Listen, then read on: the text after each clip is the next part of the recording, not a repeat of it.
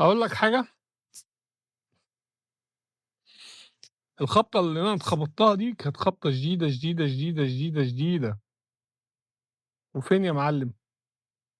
على كورنيش بالضبط.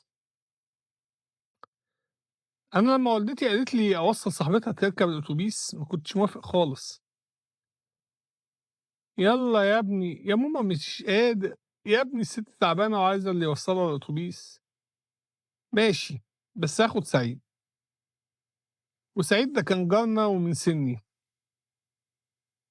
المهم وإحنا رايحين مش فاكر بقى أنا وسعيد اتخانقنا تقريبًا، فإحنا عدّينا الكورنيش وقبل الست ما تركب الأوتوبيس كان سعيد راجع تاني الناحية التانية اللي إحنا ساكنين فيها.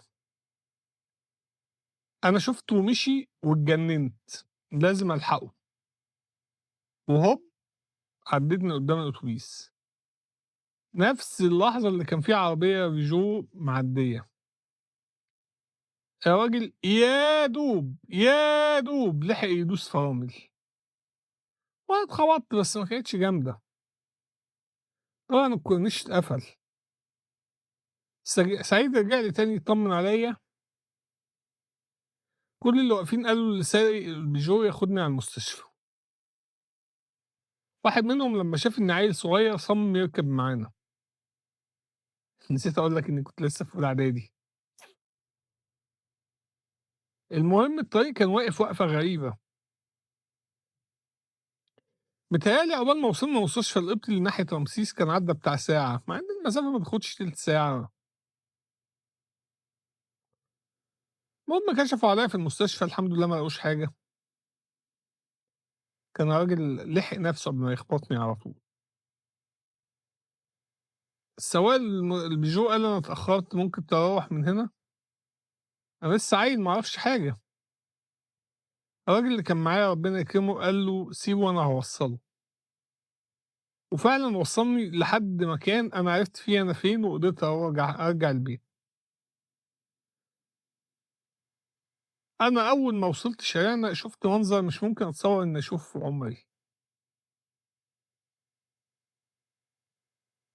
أمي جاية جري من آخر الشارع، تقريبًا حد قال لها إني رجعت، فجاية جري عليّا. طبعًا هي كانت عرفت من سعيد من كام ساعة اللي حصل وقالت أنا مش هاشوف الواد تاني.